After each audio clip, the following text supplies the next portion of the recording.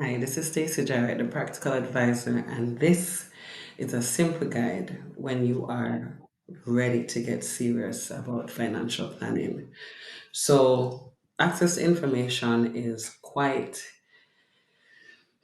common nowadays. So, it is not a lack of information, it is a lack of identify with the information that you're getting and whether or not you are ready to actually get serious about your finances. So if you are ready to get serious about your finances, then you absolutely should continue watching this presentation. So to give a bit about myself, I am Stacey Jarrett. I am a financial advisor that prioritizes working with women. And I like to assert that authenticity is very important. I've always been extremely transparent, and I do believe that it helps when you are transparent to connect with people. Different people have different experiences, but sometimes when you are transparent about your own experiences, it helps people to really assimilate the information properly. So, I'm a financial advisor and a student of life. You know, the hard year student where I always come late to class, they're the back, give me a trouble, yes. And because of that, I think I have had quite a lot of whipping as it relates to the lessons that I've had to learn in life. But these lessons are the ones that make me qualified or that qualifies me to be able to give advice that is practical and makes sense.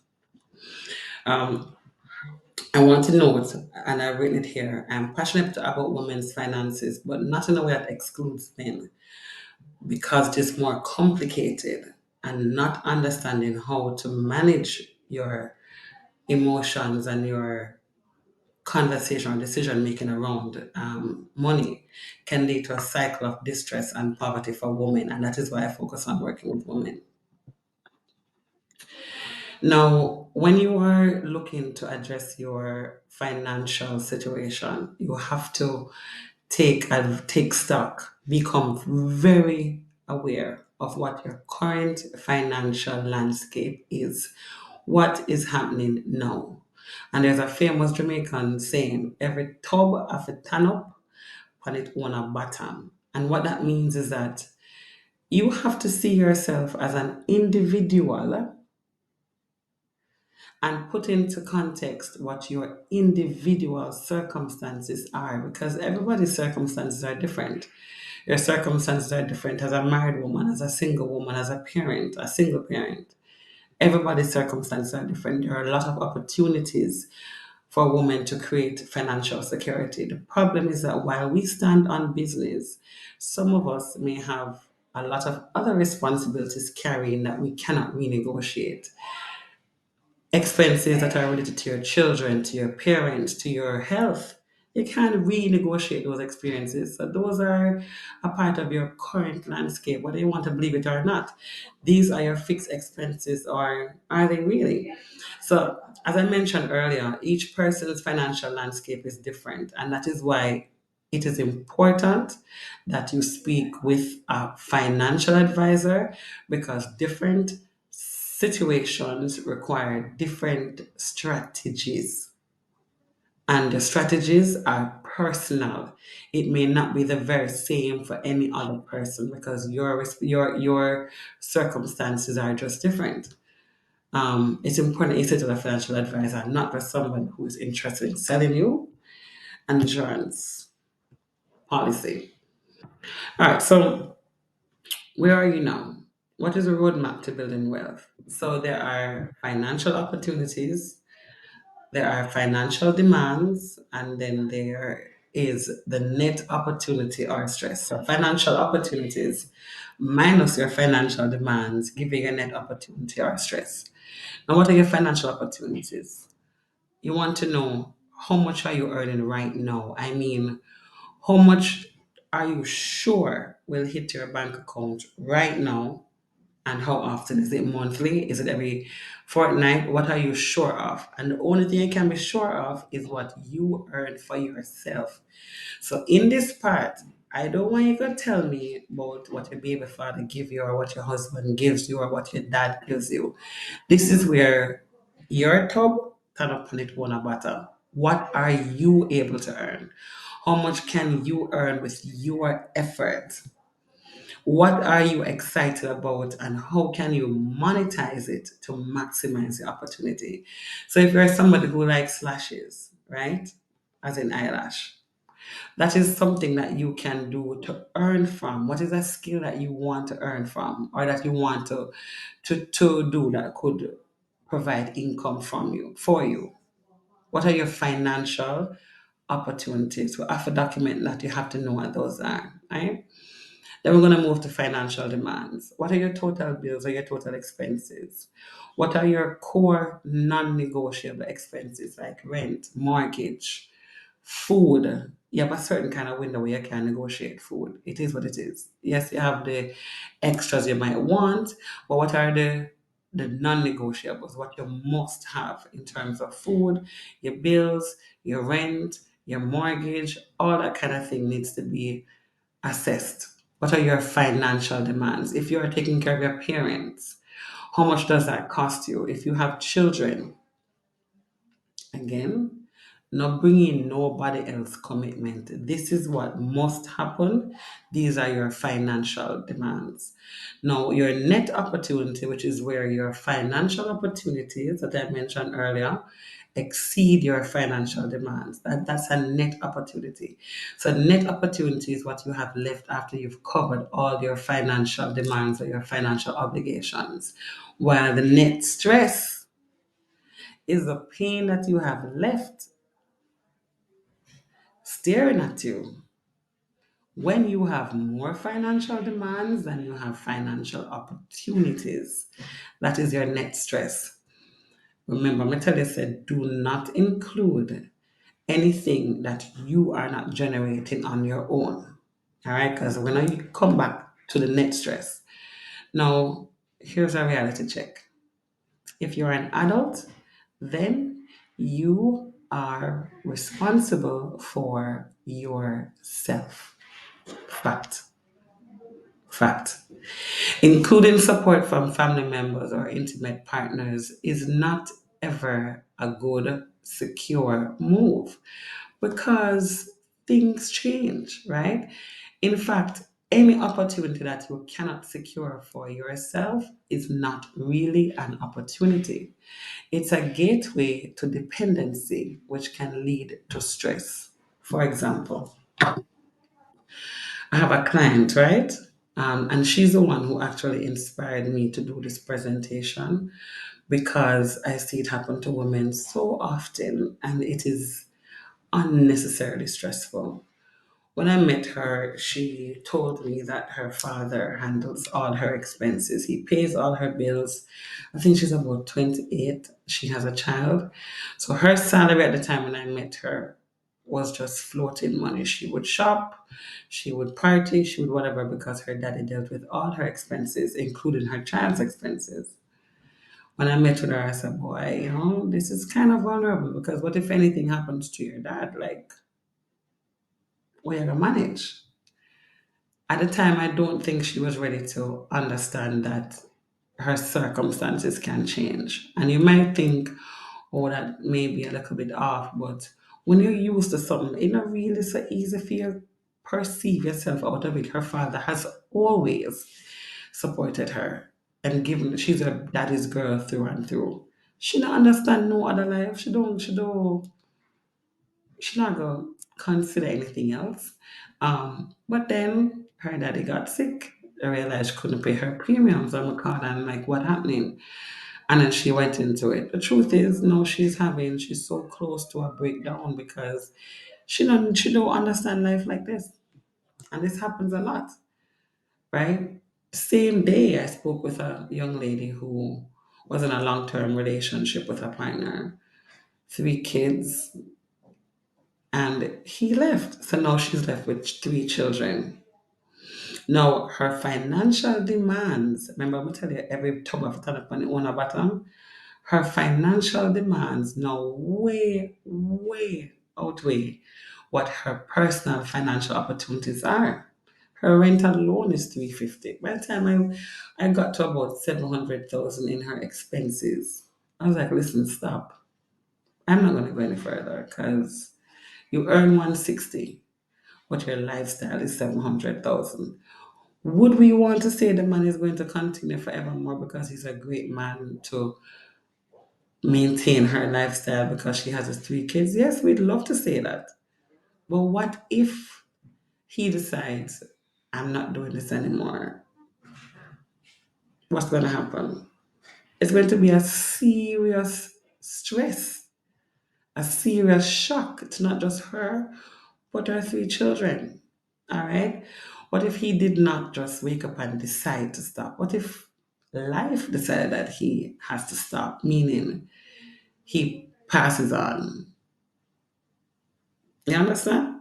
He would have had to make sure he has enough life insurance to be able to maintain that family for at least 20 years because the kids are young. Now, if we do some quick math, right? Like I stopped at 700,000. I stopped there, but there was more to come. But I stopped there. But let's just do the math and say 700,000 times 12. That's for a year. That's $8.4 million that he's spending per year.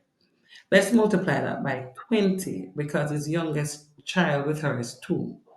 Let's say we take the youngest child to 20 years. That's $168 million that he would have had to be insured for to maintain his family's expenses up to 20 years. And remember, I'm not accounting for inflation. It's just 1,700,000 that she's telling me now, which is understated, that I'm expanding to 20 years. All right. Let's say we don't go 20 years. It's 8.5 million a year. Let's say we go to 15 years. The youngest child would have been 17. Even if I go 15 years, that's $126 million in life insurance that he would have needed to have left behind to maintain this family to avoid any serious shock in their lifestyle. A serious shock that will see them plunging their lifestyle, yeah, to be living off 160,000 per month. $160,000 per month couldn't even pay half of our rent, much less to take care of three children. And that is why I reiterate that everybody's circumstances are different and speak with a financial advisor to put these things in perspective is going to be critical in how you manage yourself going forward. But the reality is reality. All right. So let's move on. So once you identify where you are, then you can start um, building strategies. Now, the first thing that you would need to do is to so you know where you are, right? That young lady, the one with the 160 income and the 700,000 expenses, the fact is her income is 160, but her expenses balloon way past that. What can she do? Or what is the reality? What is supposed to happen for her to be okay? And your current net income is your financial opportunity. Your current net income is where we have to start. So if you're paid monthly, then this is exactly what is on your payslip to be sent to your bank account on a monthly basis. If you're paid bi-weekly, same thing. For income from part-time jobs or side hustles with variable income, I recommend that you use an average of 3 or 6 months income from your part-time or side job. So let's take somebody who is making a total of 130,000 per month. I think this was the first person I spoke with. Her salary was $80,000, but her father had been handling all her expenses. But let's say her salary is $80,000. And let's just say she have a little car, a little moms, and she can do Uber and earn additional $50,000 on the Uber, right? If this is the case, and these are the recommended percentage of your income that you should spend on these line items, right? So let's say her income again is 130. You have to pay yourself first. The first thing you have to take out of your salary is your savings. 10% of everything that you earn should go to yourself. And I can tell you from personal experience, when I did not do this, it is a problem. Okay? So 10% of all of the money that you earn should go to yourself. I recommend that you put this 10% in a credit union account where you don't have access to a debit card that you can go to the machine and pull money from. So 10% of your income goes to savings. You should not be spending more than 40% of your income on rent.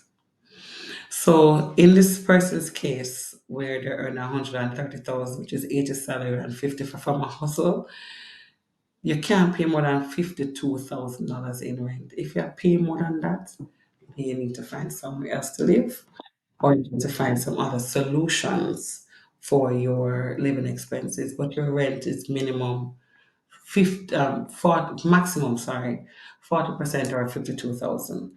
For groceries, you shouldn't be spending more than $20,000 on 20% on groceries. For this person earning 130, that means a total of 26%, $26,000, sorry, on groceries. Transportation, 10%, entertainment, 5%. If you earn 130, you shouldn't be spending more than $6,500 on your entertainment on a monthly basis.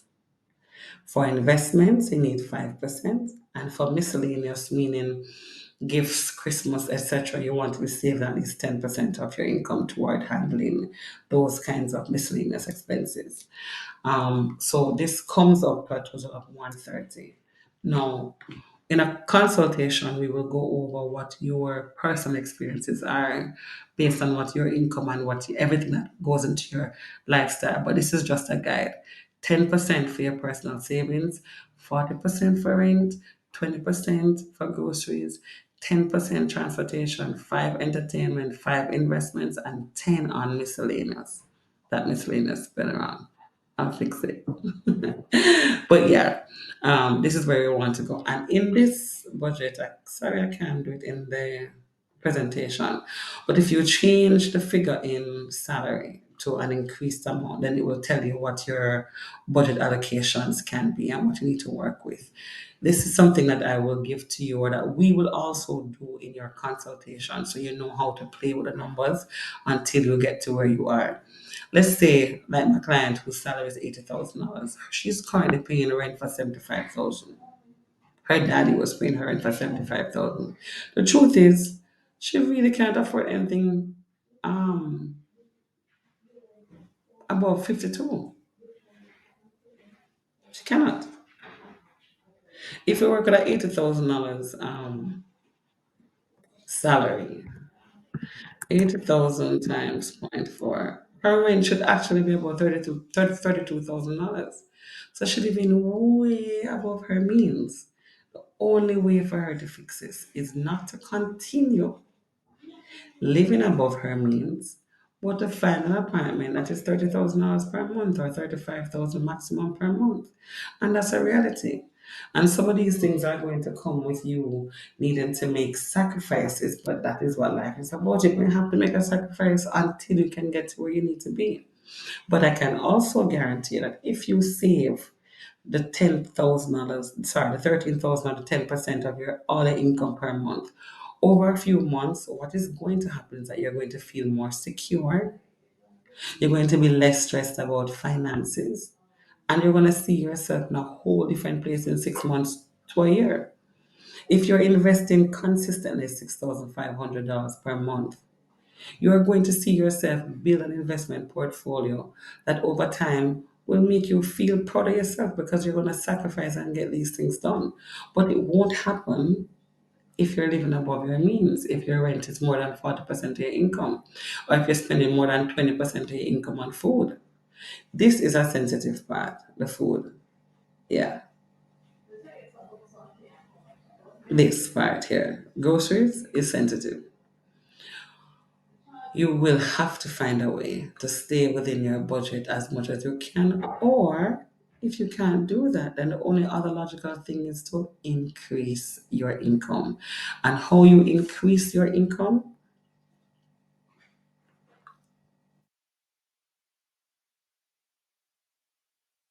By deciding how badly.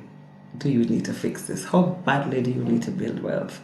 And I chose to use this ant because ants are just amazing. They can lift multiples of their body weight because they have discipline, they have focus, and they know exactly what they're doing.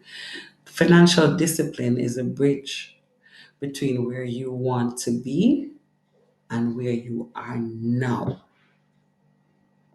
It turns small, consistent choices into lasting wealth. It empowers you to take control of your money, to reduce stress, and to build financial security for yourself and for your family. And like ants, a little focus and discipline every day can build something powerful over time.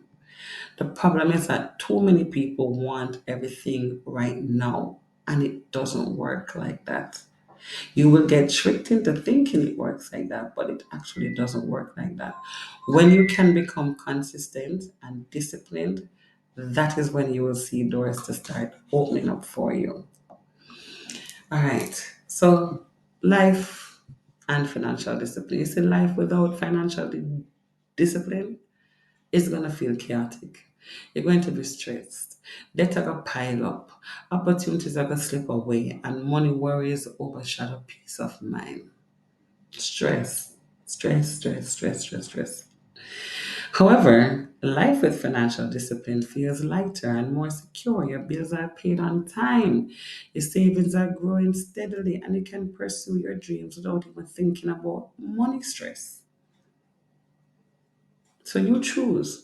Do you want a life without financial discipline or do you want a life with financial discipline? It's your choice. All right, so yeah, we know it's your choice and thing.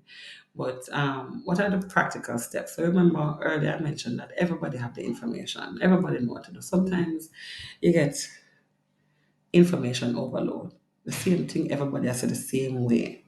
But how do you make it yours? How do you practically own it, put it on as a suit, and decide that this is where you're going to go? How do you break free from financial shackles once and for all? Kaput, it done. To establish financial security, achieve your financial goals, and build wealth, discipline is an absolute must.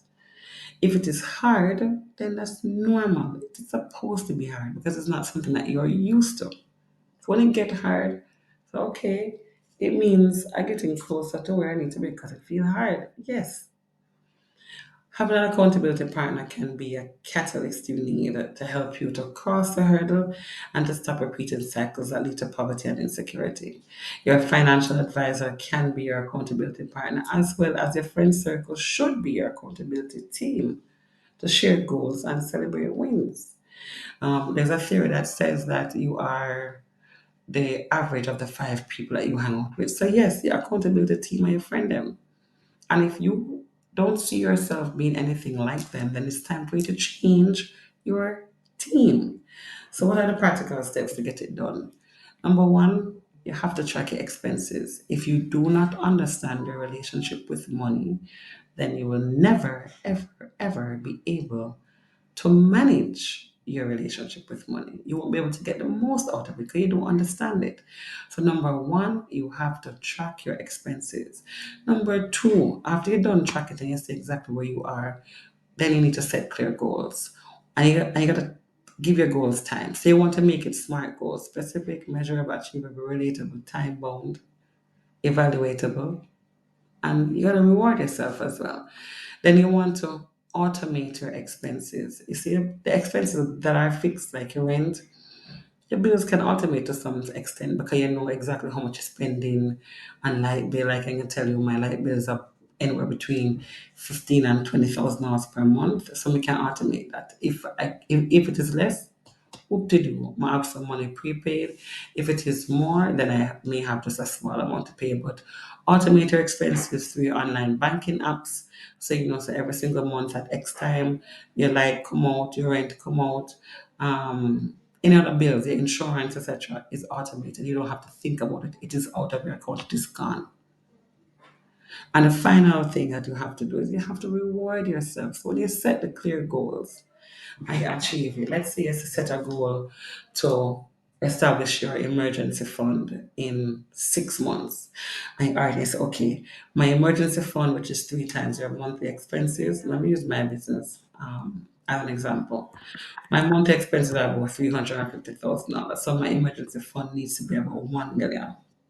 I'm gonna say, okay, Stacey, you're gonna get your emergency fund in 6 months, and that means I'm gonna have to save $175,000 per month. I have my goal. I could say, all right, we're gonna do a cookout in November.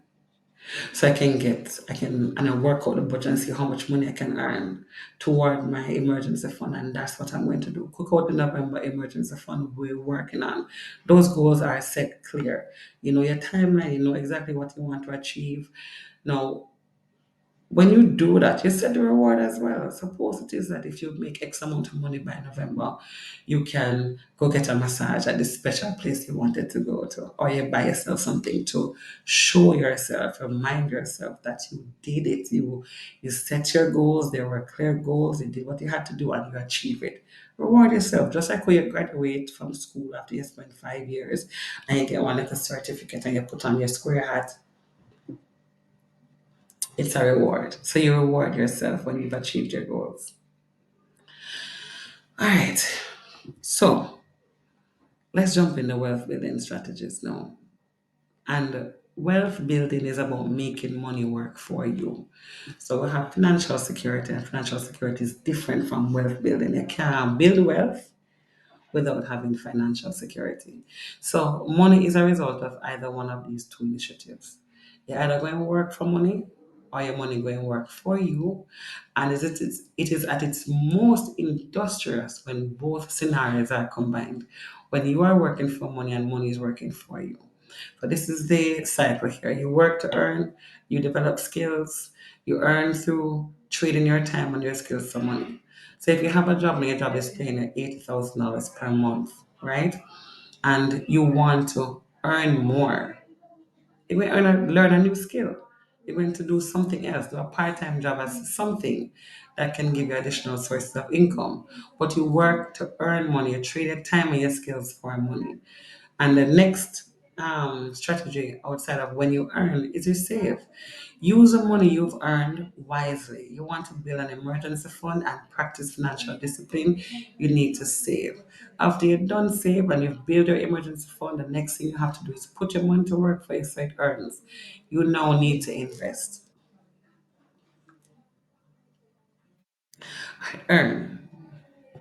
Money is a tool that is used to achieve goals. How you earn does not matter. How much you earn does not matter either. What matters is that you know your goal. And what is your goal? Is it a smarter goal? Specific, measurable, achievable, relatable, time bound, evaluatable, and also rewardable.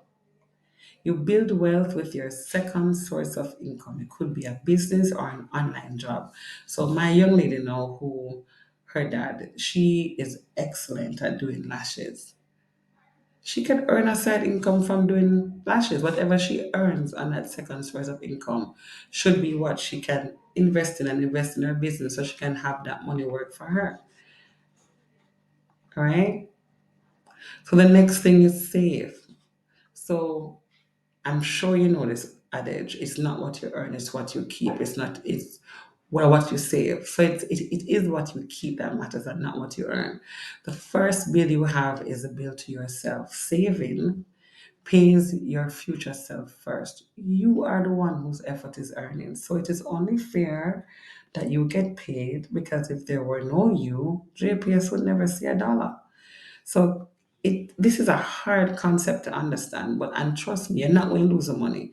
You'll be able to live off 90% of your income, but save 10% of your income.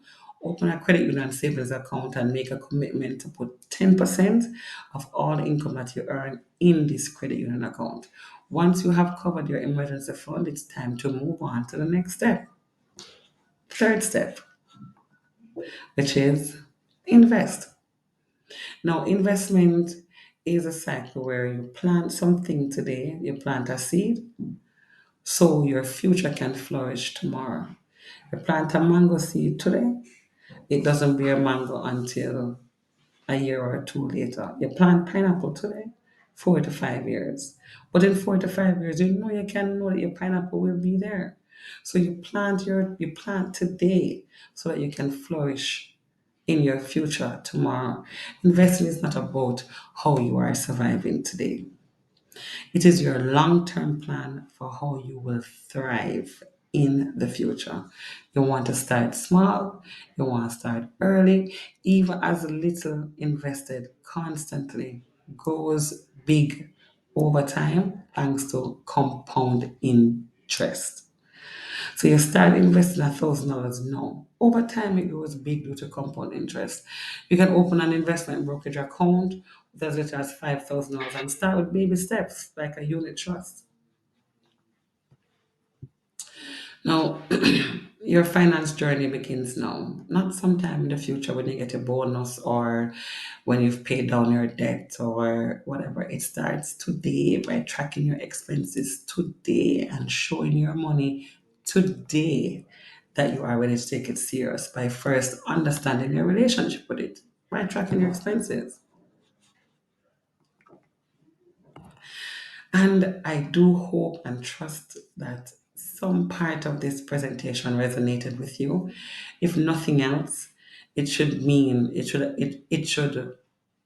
inspire you to book a consultation. Here is my QR code. You can scan the code and schedule for yourself a consultation where we look at where you are and what is specific to your circumstances and how you can build wealth and create financial security in the same breath. This is Stacey Jarrett, the Practical Advisor. You can find me on Instagram at the Practical Advisor JA, on TikTok at Stacey the Practical Advisor. I also do have a website that is under construction, but there are some great articles you can go and look at there.